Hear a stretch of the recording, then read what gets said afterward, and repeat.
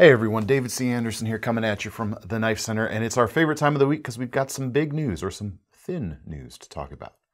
Don't know what I mean? Well, the coolest new knives that have just hit our shelves are on the table in front of me, so let's check them out.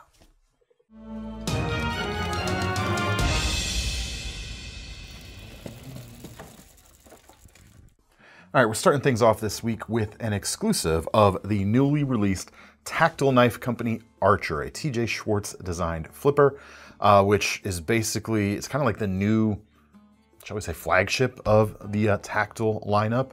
It's certainly the new high watermark of what they're evolving into with their CNC capabilities. This is the Archer, as mentioned. It is expensive. It's $669. What you get, however, is a 3.4-inch MagnaCut blade with a straight-backed spine. They're going 63 to 64 Rockwell on this one for those folks who like MagnaCut with Rockwell on that higher end of the usable spectrum. You're going to get it right here. Titanium handles, and the inlays on these, Richlite. Very cool stuff. Maple Valley Richlite. Has a look of almost like, or it calls to mind, at least for me, some of like the old Sebenzas with the split inlays and the box elder burl that you would get on those. It's a similar vibe, but it's a much more stable material than one of those burl natural woods. These are essentially, it's kind of like paper micarta. You've got paper, recycled paper and resin, creating this really cool natural look. The handles bear the same hallmarks that are kind of carried over from their pen making operation, Tactile Turn. I almost said Tactile Pen Company. So you see that signature mill work in the handle. You see it a little bit here on the back of the pocket clip. You even see it, and this is the thing that kind of grabbed me as kind of the most, maybe not most noteworthy, but interesting nonetheless. The inside of this titanium is milled out, pocketed for weight reduction, and even inside the pockets, which you'll barely see. Try to get a good angle here for Thomas. He'll get a good B-roll shot, I'm sure. Maybe. You've even got that mill work, those milling lines inside the milled out pockets for weight reduction. That's pretty cool. I like the shape of the clip here. It's not just a simple flat surface on the outside. It's sort of peaked right here in the middle. It's subtle, but it's a really nice consideration. It looks good, feels good under the hand. It doesn't feel like it's going to raise too much of a hot spot at all. So yeah, very nicely done there. Oh yeah, more millwork here around the finger cutout in the blade as well. Just very neat. Let's check out the flipping action. It's very, very good.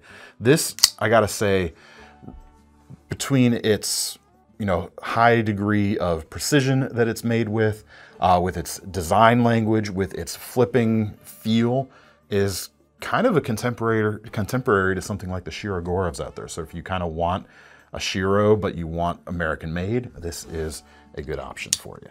Let's check out the reverse flick. Haven't done that yet. Okay, so it doesn't reverse flick too well. Nothing's perfect, right? Yeah, okay, there it goes. I had to adjust my grip. Being a frame lock, you gotta make sure you're not putting pressure on that frame locking bar. If you can manage that, I don't want to do it because I don't want to drop it. If you can manage that, it'll be just fine. But until then, standard flipper works great. Next up, we have got several new WE and Civivi and a Sencut model that dropped yesterday. The first is the Archeozoic, a rather large frame lock flipper. Well, not quite. We'll get to that in a second. 4-inch blade, M390 steel, about $420 for this one. Really nicely done. You kind of hand blasted or finely blasted finish. Titanium with integral bolsters. Blue, what is this, Arctic Storm fat carbon there. Floating backspacer type of look, which is really neat. On the back, you've got the milled pocket clip. And I'm holding my fingers this way to kind of conceal the lock face for just a minute. There it is. They're calling it a bolstered, sorry, no, where is it? Nested bolster lock. So it's essentially a frame lock, but instead of it being cut out all the way to the edge like you would see on a typical frame lock, it's kind of inset. I would call it the Nestor lock. The Nestor lock? Eh. I've heard dumber things today. From me. From you. I was going to say it, you beat me to it. So, well, there you go. It is pretty neat. If you look at it from the front, you might almost think it's just a nested liner lock because that's kind of the way it presents, but there you go. Something a little bit interesting, a little bit new feeling, a little bit fresh feeling. It's pretty cool. Flipping action is not impacted by that at all. It is still quite good. And yeah, you get this nice full length blade. I mean, that is a large knife right here, I would say. Should work with a lot of different hand sizes. It's not kind of like oval shaped, but it's neutral enough that that'll work. If you don't like this flavor right here, there are several to choose from. All of them, as is typical though, not gonna be, you know, considering what you're getting here, they aren't too expensive. They're not cheap, certainly. I mean, like I said, this one's about $420 right here. But they start at around just under $350, depending on which combination you get. Actually, this one right here is the most expensive one that we have on the site right now. Next up from WE, we have got the, is that the name of it? Okay. I should check these things before I start talking, huh? Why would you? It's called the WE Guthrie because it's a collaboration between WE Knife Company and Jason Guthrie. So they're calling it the WE Guthrie. Okay, fine. Price on these starts about $298, including this version right here is coming in at that price point. There's about 3 different versions. You can spend a little bit more with some different inlays on it if you want. Also, just about a 4-inch blade, 3.94 to be exact, 20 CV, hand-rubbed satin finish on this one, which looks great. I'm really digging that blade shape.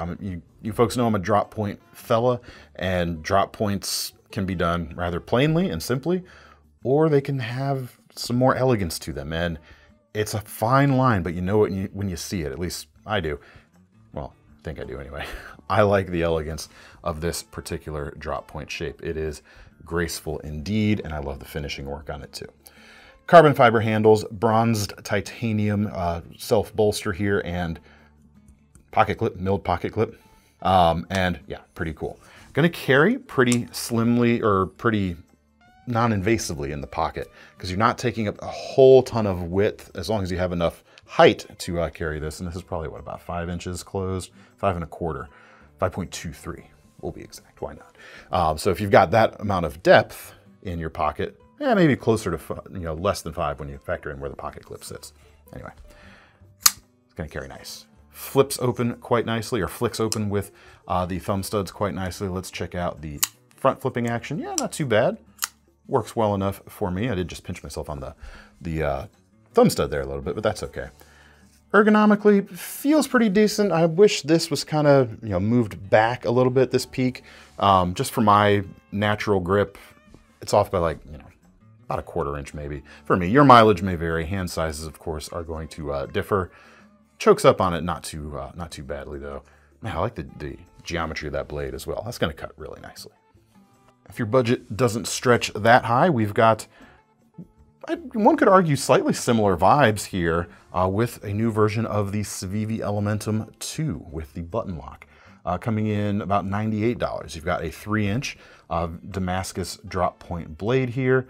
And this looks like their older 10CR, 9CR, 10CR based formulation here as opposed to some of the newer ones with the actual core steel. So there you go. Civivi Elementum has a perfectly usable drop point, less graceful in my mind than the shape on the WE Guthrie we saw right here. So that's kind of what I mean when I'm talking about drop points anyway. But it's certainly going to work quite well. Don't get me wrong. High hollow grind, sorry, on this. Shredded gold carbon fiber handles there, and of course the button lock. Button lock mechanism means this is a slightly thicker knife than the original Elementum, but not by too much. If you want an Elementum with slightly more girth in the hand, this one will give it to you too. And we've got a deep carry pocket clip here, non-reversible, even though a button lock is going to be a nice lefty-friendly lock. Would have been nice to have reversibility on there, but hey. Nice flipping action, nice wrist flicking action with that button lock right there. Nice neutral hand or handle shape, so even large-handed folks can use this knife. 3-inch blade, you can take it most places. It's easy to see why the Elementum has been so successful over the years, and that's why we keep seeing new versions of it too. Next up, the Civivi Pragma, another button lock folder. This one has a 2.2-inch Nitro V blade and aluminum handles. coming in just under $60 right now. This is the plain gray version. Several versions are available, a few different handle colors, and just a really cool blade here. Nitro V, nice and thin, nice acute tip despite the kind of sheep's foot style leanings of the blade. Although the site calls it Wharncliffe. It's maybe a little Wharncliffe-y. It's one of those ones that's, you know, riding a line between them. I give them, you know, we talk about that a little bit here and there, but that's fine. Yeah, really nice action. It's a smaller blade, so it's not going to feel as satisfying flicking it in and out. That's just the nature of the beast when dealing with something like this. But I would rather them stick with the thin blade stock like they've got here rather than go thick and chunky to improve that flicking feel.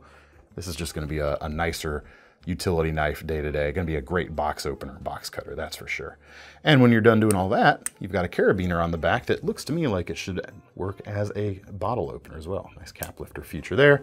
And of course, easy to incorporate, clip on to different carry methods if you wish. And you will need to do something like that if you want, because no pocket clip on this particular knife. Next up, this is one of the Sencut releases from this trio of brands here. This is the Cybrix. About a 3.5-inch blade, 9CR steel, gives you some roughly 440C levels of performance. So that's nice stuff there. Pretty broad shape, kind of distinctive, and gives you still a well-rounded utility to it. Thin enough, grind is high enough and flat enough to be another good well-rounder. Handle here definitely cants the blade forward though a little bit. So it might lean into tasks that are, you know, where you use that tip a little more quickly, or, you know, pointing with that tip. Those tasks might be, you know, particularly well suited to this type of handle design. If you look to your EDC to be some sort of self-defense item too, that also will bring the point to bear in that type of situation. And the aluminum here has just enough texture so that it's not slick, and a shape that honestly locks your hand in pretty aggressively, which you don't always see with, you know, smooth aluminum here, but you have it here, so that is pretty cool. The aluminum on the Pragma actually has about the same texture, and it's got the speed holes there, give you a little extra traction from those as well. But back to the Cybrix. You've got the button lock, you've got very good action. I mean, it's built the same way as the Civivi is, so you would expect it to have roughly the same action, and it does. Thumb studs work great, wrist flick works great, and you've even got reversible deep carry pocket clip on this one, so lefties will have a good time, I think, with this particular knife. Yeah, just a good all-around, you know, mid to large size folder. Well, it's solidly mid-size. 3.5 inches is usually where I kind of split the difference there. But yeah, larger mid-size folder, good to go for all kinds of usages without too much money being spent either.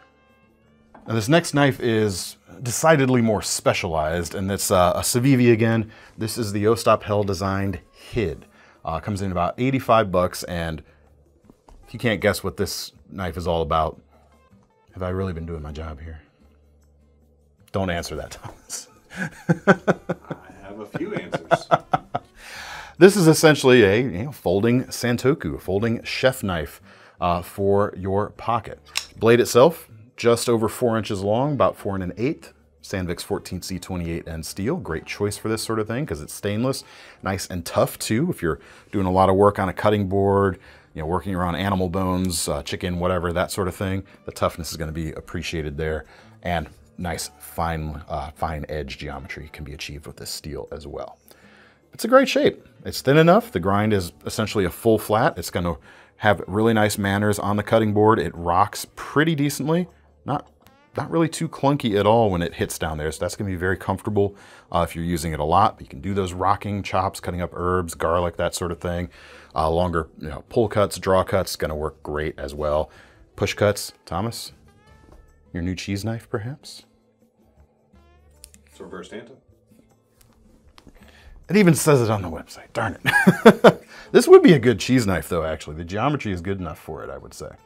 Yeah, G10 handles. This one is sort of a dull cinnamon flavor, like roasted cinnamon. We'll go with that. Wire pocket clip, almost completely deep carry and reversible. We have a nested liner lock on this. There is the closed profile. Despite the pretty large, broad blade, it doesn't take up as much width in the pocket as some other folding kitchen knife designs I've seen, but it is sitting on the larger side for sure. Opening, we've got the thumb studs right here. That works great. You've got a long fuller on each side, which means you could get in there, do the reverse flick. Not too shabby there. You know, open with your thumb on that fuller. What else? Do you think we could front flip this, Thomas? Someone can. I say we, I mean Civivi. Never mind. It's a knife. It's a bad joke. I can't front flip it. If someone else can, I can't. One thing to be aware of on this is because of that blade height as well, be careful when you're closing this one. You know, disengaging that liner lock, that edge is gonna reach your finger a lot quicker than if it were more of a straight bladed type of design. But overall, quite nicely done and a good price for this, you know, amount of blade too, I think. Like I said, about 85 bucks. All right, we got a lot of knives to get through. Let's keep it going here. Next, the Vosteed Mink XL, coming in at 79 bucks. It's a similar blade shape to that Ostap Hell design right there, but decidedly less kitchen, more just, you know, large utility cuts here. 4-inch blade, Nitro V steel, similar stuff to 14C28N. In fact, a good cutting geometry here too. It definitely has enough thickness there to not feel like it's, you know, frail, but it is on the thinner side. So the actual cutting geometry of this has been prioritized as opposed to being a heavy bruiser, which is pretty nice. Micarta handles, this is blue with a frag texture milled into it, kept on the thinner side to keep the whole package easier to carry, but still gives you, you know, at least for my slightly larger than average hands, enough length there for a full 4-finger grip. Yeah, that's gonna be quite nice. You can also get it with a black handle, black micarta, and a satin finished, or sorry, a stone washed finish, as opposed to the black stone wash right here. And the sheath is right here. It's Kydex. You got a nice click. You've got a, you know, tension slider here, which could, you know, either increase or decrease the amount of hold in that sheath. And the kind of dual row, as opposed to 3-row belt attachment here on the back, following the typical Tek-Lok hole pattern here in the one direction. So set up like so for a standard carry like that, but it's gonna work with some alternate carry methods, alternate carry orientations, I mean, because of that modular hole pattern that they've got going on right there. Next up, we've got the Vosteed Raccoon Cub, which is a smaller version of their Raccoon. Actually, I've got a new Raccoon over here too. I'll just show real quick. New versions with aluminum and milled handles and the crossbar lock. Now you've got the Raccoon Cub right here. Taking it down to about a 2.34-inch blade, and definitely something I would say is aimed at the something like the Civivi Baby Banter. Coming in here about 49 bucks. You've got a 14C28N blade. The copper coating on here looks very cool, and they carry that color into the pivot hardware and the screw and the deep carry pocket clip on the back. We've got a liner lock nested in this case, and 2 ways to open it, or 2 points at which you would open it. You've got the thumb studs, which pop it open quite nicely. You can reverse flick that quite nicely too, and you got a front flipper. Haven't tried it yet. Let's see. Slip. Okay, that's easy. That works. There you go. Nice thin slicey blade, a little bit more of an acute tip than the Baby Banter. You've got a 2.5 to 3-finger grip, depending on your hand size, in the standard configure or standard hold position right here. But you can choke up, get a little finer control. And let's see, how would I go about getting a gorilla grip on this knife? One could do it. It's kind of a little bit on the short side, but it's doable for my hand size. Small gorilla. Well, you know, they come in all sizes. Up to a point. Down to a point. Yeah, I suppose so. But then if you want the finer control type of grip, I would use this finger choil as kind of like a fingertip type of area. Depending on how big your fingers are, mine are on the larger side. If I'm really gripping in this area, I'm actually hitting the sharp edge on the back of that. So keep that in mind when you're using this knife. But overall, very cool small knife design. Next up, we've got several crossbar locks to take a look at. The first of which is a couple of new titanium versions of their mini Nightshade from Vosteed. 149 bucks for these. You can get it in a couple different versions. This standard gray titanium with blue accents. There's also a black version with a different color. I don't have it in front of me, sorry. And that distinctive blade, 2.6 inches, S35 VN steel, the Schillen cutter style of design, basically giving you this full flat ground leaf point shape and a nice crown spine, which is another just very nice detail, both for aesthetics and for comfort under the thumb. What this style of blade is going to give you with its downward canted angle right here is essentially very aggressive pull or draw cuts. That's going to be quite nice as it slides along that that belly right there. The tip is going to stay down and in the cut more than if it were raised, and where it would stand more of a chance of sliding out of a cut. And that tip working on a surface because of that angle is also going to be a nice experience right there. Almost deep carry pocket clip. It is reversible. You've got the crossbar lock as mentioned, which is quite nice. You've got that thumb stud action. The action on this particular crossbar lock feels almost like it's damped. It has sort of a nice damped feel. I don't know how else to describe it. It's pretty nice. Gold is the other accenting color on the black version. Sorry, I should have mentioned that earlier. But there you go. Here they are. The cutting geometry is great. The size is really nice, and it's a size, or it's a design that makes you feel like you've got more cutting power than you would think that a 2.6 inch blade could deliver. Next up, that thin news that I was talking about. We've got two new designs here that are going for ultra thin. One was mentioned a couple weeks ago in our FAQ episode. Folks started mentioning the Vosteed Parallel when we were talking about thin knives. We didn't have them in stock at the time, but now they are here. And here is one of them. They come in at $129, titanium handles, black stonewashed finish. You've also got a black blade option and just over 1/4 inch thick on that titanium handle. So really ultra minimal in terms of thickness in the pocket. So very easy to slip just about anywhere. And it's just a good generically average sized knife as well. 3-inch blade, reverse tonto blade style. 154 cm steel, what did you say? With a high flat grind on it. Just a good general purpose, everyday utility style of blade. A little bit less versatile in my opinion than a drop point, but we'll have an option for you here in a second. But very effective at what it does, especially with nice thin cutting geometry right here.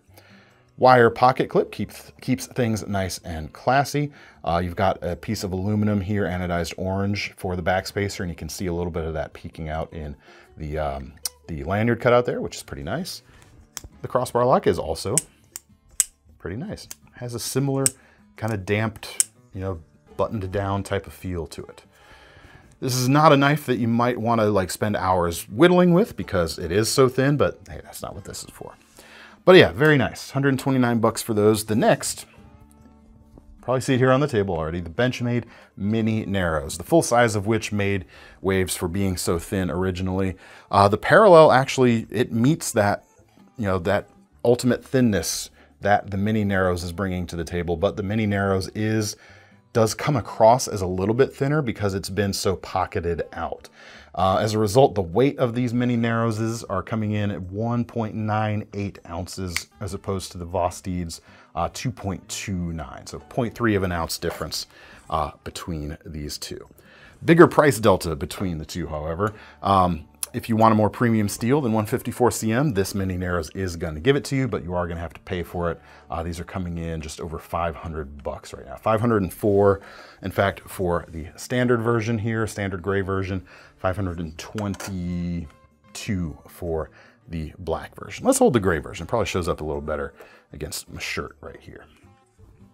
But what do you got? Also stay still longer. Am I wiggling a little too much? Sorry about that. Taking your coffee away. No. Anyway. Not a moment too soon. I'm fine, everyone. 3-inch blade on this bad boy right here, 20 CV steel, saber height flat grind, and a more versatile drop point shape, in my opinion. And those ultra crazy thin handles. The crossbar lock here, Benchmade's Axis lock, which kind of progenitored the genre. That's not a word, but hey, you know what I mean. Adding some stepped tab pulls on the end to make it a little easier to actuate that lock, which is helpful, I think, on such a thin iteration of said lock. But it works quite nicely, as you can see. A little bit less overall grip or handle length than the Parallel, I would say. It's kind of a 3.5 finger grip here. You can Gorilla Grip it certainly, but you're gonna get a little bit more in just a standard, don't even think about it type of grip on the Parallel, I would say. Trade-off here is you do have that much more premium blade steel on the Narrows. Also new from Benchmade this week, we've got a new version of the Bug Out coming in at $288. You've got M390 steel here, and coming in about 3¼ inches with a high flat grind and a very versatile drop point. In terms of its relation to something like 20CV, it should be more or less the same. Like they're the same formulations, but from different companies basically. So if you're going for, on your Benchmade side of things, the most performance per dollar, this is definitely going to give you more than the Narrows, but this is a little easier to build for them, I think, because they don't have to maintain such tight tolerances to get the super narrow build quality of the Narrows. But 3¼ inch, black stone washed blade, blue accenting hardware, and a pretty cool aluminum handle here with a burnt brass color is what they're calling it. It's a really nice color. Not quite sure how I feel about the blue along with it for me personally. It certainly complements it well, but I might go personally for something a little different. Hey, that's just me. Nice broken in action already right out of the box. Full, you know, much easier to execute full Gorilla Grip on a knife this size, which has kind of always been a nice calling card of the Bug Out. Even the thin Grivory versions, you can really get a full grip on them. Reversible deep carry pocket clip rounds things out at the back, making this, of course, another great ambidextrous design. There you go. Check it out. If you want a new crossbar locking knife and you want to spend less than $100, Kizer has your back here. We showed a bunch of new drop bears last week and assassins with clutch locks coming in at that $69 price point, which I think are really nicely appointed. We didn't get to show this, however, and that is the O-Show. Sorry, the designer is O-Show. This is the Bulldog. Coming in at 79 bucks. You've got a 3-inch 154 cm blade. Really cool. What do we say? Okay. The website says sheepsfoot for this knife. The website says Wharncliffe for this knife. See what I mean? It's hard to tell sometimes. We know what they are. It's not a reverse Tonto. You can go home right now. No, don't. No, we got to finish this video first. Anyway, whatever you want to call it, it's cool. You've got some, you know, drop to the edge on this one and a curve to the handle that allows you to get your knuckles under there. So if you're pushing down through a surface, it's going to be quite nice. Not really a food prepping knife, in my opinion. It's not got quite the design for that, but any kind of surface craft work certainly is going to be nicely accommodated with this handle right here, which is black aluminum with a diamond-like texture on it and pink accents all around, including the deep carry pocket clip right there. And pretty nice action too. You can just hear it, quite good. As far as usable handle length, large-handed folks are gonna have, I think, a pretty easy time with this. Even though it's just a 3-inch blade, there's plenty of handle here, especially with this treatment here around the pivot itself, where you can get a full grip on this knife. Choke back a little bit if you want. You can get a little more downward motion to your tip in that type of grip. Next, we've got a new version of the Yorkie from Ray Laconico's mind, designed by him and built by Kizer, coming in 69 bucks with a Nitro V blade, about 2.6 inches long. And this is a non-locking version of the Yorkie. It has that double detent. Is it double in this case, or is it just single? It's hard to see. Just a single detent on this, but it's that detent joint style of non-locking. Comes with the added benefit of being able to kind of flick it closed, like so. But the detent on this one is strong enough that every time I do that, I'm getting a little bit of bounce back. So keep that in mind, certainly. This is a two-handed opener as well. No kind of extra flipper tab or anything to facilitate opening. It's just got a traditional nail nick right there, which is pretty cool. And a pretty cool blade shape. Slightly like off-axis drop point with a full flat grind. It's gonna work great. Gray aluminum handles, deep carry pocket clip. Not reversible, unfortunately, but nicely done. Hey, no bounce back that time. Maybe I'm just getting the feel for it, I don't know. But anyway, great EDC if you like this shape. If you don't want the non-locking thing, there are flipper tab, or sorry, liner locking flipper and thumb stud versions of this knife also can be had. A few more non-lockers though to take a look at. The first is a new version of the High Banks from Case's Bridgeline series.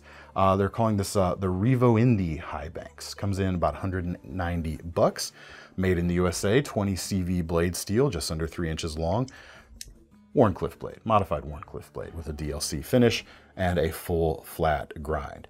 The handles are aluminum with integral bolsters and red burlap handles, a very cool looking material if I do say so myself. And this is also kind of that detent joint style, but you're not going to be able to flick this one closed because they give it a half stop essentially, kind of leaning into the identity of Case as a long storied maker of slip joint knives. Half stops are something you see on a lot of slip joints, not all Case knives, but some of them. And you're gonna get that with this. So you lose a little bit of the fidget factor there if that's what you're looking for. But the nice thing about that is it does give you a little bit of added safety when you're closing this accidentally.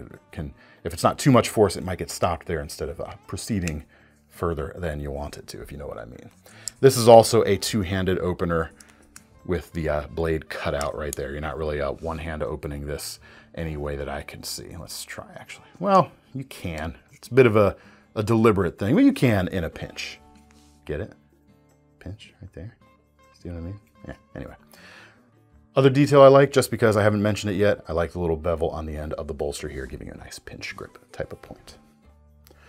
How about a couple traditional slip joints? First, we've got new handle covers for several Case models. This smooth gray bone, this right here, is the medium Texas Jack. Comes in at 68 bucks. You've got a small pen blade and a larger clip point blade, stainless steel, with high or full hollow grinds on those blades. They're also highly reflective, which makes Thomas's job that much more difficult. And let's see, yep, no half stops on this particular knife. We've also got the small lock backing versions of one of the knives in this this handle configuration as well, which of course each one's gonna be a little bit different, being a natural dyed material right there. But yeah, there you go. Some new handles right there. We've also got the latest Jack Wolf release, new versions of the Benny's clip. $300 for the S90V blade versions, and there was a 14C28N version coming in $100 cheaper actually, which is the cheapest or least expensive Jack Wolf slip joint so far.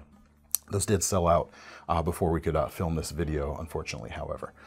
Blade here, nice aggressive but yet classic slip joint shape, just over 3 inches, or sorry, clip point shape, just over 3 inches long, hollow grind, S90V, tons of edge retention on tap with that steel. This handle version is titanium with this really cool milled kind of rays of the sun type of pattern. We've also got purple Kieranite, and we've got a black blade with a dark red, I think it's a red lava fat carbon, or is it fat carbon or is it the camo carbon stuff? Yep, it is dark matter red fat carbon. We've actually also got at 350 bucks some of the front flipper locking versions of this knife still in stock. You can check those out if you like.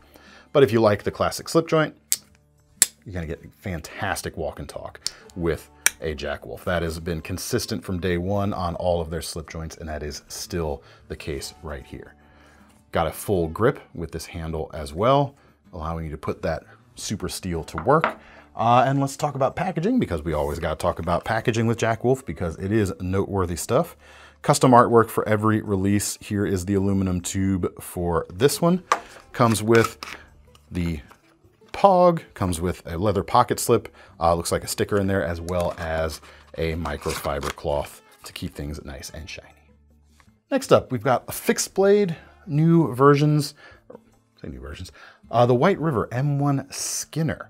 It's taking essentially the handle from their M1 Backpacker and throwing a new hunting-focused blade on it, just in time for the approaching hunting season here in the States anyway. 160 bucks for this, made in the USA. We've got G10 two-tone on this knife. S35 VN steel, the 3-inch length. Let me check that length real quick. Tip to scale is actually getting out there towards 3.5 inches, so keep that in mind. But from where you actually grip the knife, it is closer to 3 inches. Sharpened edge just under that 3-inch mark. If you laid out a string on that though, you've actually got a ton of linear edge thanks to that very broad belly right there. And with this size and handle design, it really is conducive to using all of that handle length or all of that belly length in those skinning tasks. You've got a perfect length for the fingertip style grip right here, at least for my hand size, and even smaller than this, I think should have no problem. You've got some jimping there to keep the traction up, to keep you from slipping forward as you're getting inside there and using this in a skinning roll. Jimping here at the back too if you're using it more general purpose. Enough girth there for a gorilla grip when you need it, but it's gonna get out of the way when you need to do the other stuff. It's perfect, the perfect type of minimal, in my opinion.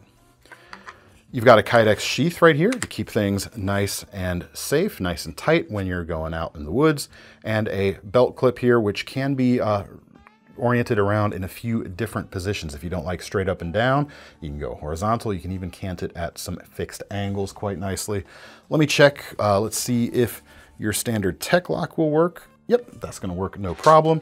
So all kinds of aftermarket stuff uses that hole spacing, so that's gonna be quite doable there. And you've also got, well, it's not loosened right here, so I can't show you right now, but if you loosen that bolt just a little bit, you could slide that up and get some extra tension on holding that knife in, just like the, what was it, the Civivi we looked at earlier? Sorry, no, the Vosteed we looked at earlier. So very nice feature. It's cool to see a few more and more folks starting to do that. As far as I know, was Essie the first one to do that? Might have been. Chime in the comments. Last but not least, we've got a kitchen knife.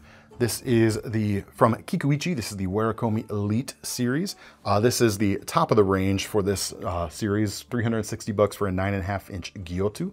Comes with a VG10 Damascus with a hammered blade finish on the side. Just really striking. Full tang with a bolster, but a bolster that doesn't impact the actual edge cutting. And mahogany pack of wood handles there, so it's more stable than just your standard wood because, you know, these layers of wood are flooded with resin to keep things pretty stable. Like I said, 360 bucks. The paring knife starts still at a premium price, 200 bucks, but there is a 6.5-inch Nakiri, a 7-inch Santoku, an 8-inch Gyotu, and a 9.5-inch what is that? A Sujihiki knife. Looks like a sushi style knife anyway. All available with this same aesthetic. It looks really cool. And the thing that I was most impressed by with this one in particular, I don't usually expect a long Gyotu like this to have a really nice soft rock chop, but this one does. The landing on that cutting board is going to be quite nice indeed. So there you go. Check them out. If you're looking for a premium style Japanese chef knife, we've got some more options on the table for you now. That's all we got for this week. However, let me know what you thought down in the comments and leave your feedback there. If you want to get your hands on any of these, check out the links in the description, which will take you to knifecenter.com. Don't forget about our long-running Knife Rewards program while you're there, because the least we can do when you buy one of our knives today is give you some free money to spend on your next one. And hey, cool stuff like that kitchen knife there at the end, and most Benchmades as well. Double points on most of those items. So also something to keep in mind. But that's all we've got for today. I am David C. Anderson from the Knife Center. That's Thomas behind the camera. We're signing off. See you next time.